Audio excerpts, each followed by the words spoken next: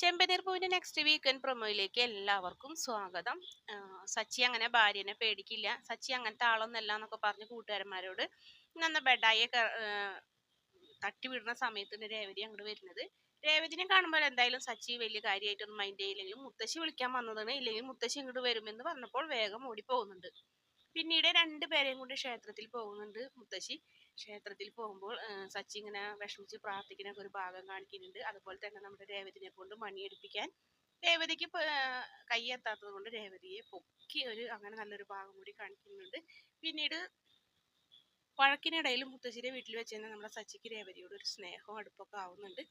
രണ്ടുപേരും പരസ്പരം കട്ടിൽമേൽ ഇരിക്കുകയും കൈമൊക്കെ തൊടുന്ന ഒരു ഭാഗവും കാണിക്കുന്നുണ്ട്. അതുപോലെ തന്നെ രേവതി സച്ചിയോട് ചോദിക്കുന്നുണ്ട്, ജീവിതാവസാനം വരെ ഞാൻ കൂടെ വേണമെന്ന് ആഗ്രഹിക്കുന്നുണ്ടോ എന്ന് ചോദിക്കുന്നു. അത് നീ മുത്തശ്ശിയുടെ സ്വഭാവമാണോ എന്ന് അറിയാൻ വേണ്ടി നിനക്കും മുത്തശ്ശിക്ക് ഒരുപോലെ സ്വഭാവമാണെങ്കിൽ അതറിയണം എന്നുണ്ടെങ്കിൽ നീ മുത്തശ്ശിയുടെ പ്രായം ആവണം എന്നാണ് നമ്മുടെ സച്ചി പറഞ്ഞപ്പോൾ, മുത്തശ്ശിയുടെ പ്രായം വരെ ഞാൻ നിങ്ങളുടെ കൂടെ ഉണ്ടാവും നിങ്ങൾക്ക് ഉറപ്പുണ്ടോ എന്നൊക്കെ ചോദിക്കുമ്പോൾ സച്ചി ഇങ്ങനെ രേവതിയെ നോക്കുന്നുണ്ട്. അപ്പൊ രേവതി ഇങ്ങനെ, അതുകൊണ്ടാണ് രേവതി ചോദിച്ചത് ഞാൻ ജീവിതാവസാനം വരെ നിങ്ങളുടെ കൂടെ ഉണ്ടാവില്ലേ എന്ന് ചോദിക്കുമ്പോൾ സച്ചി എന്തായാലും മറുപടി ഒന്നും കൊടുക്കുന്നില്ല. പക്ഷേ സച്ചിക്ക് രേവതിയോട് ചെറിയ സ്നേഹമൊക്കെ തോന്നുന്നുണ്ട്.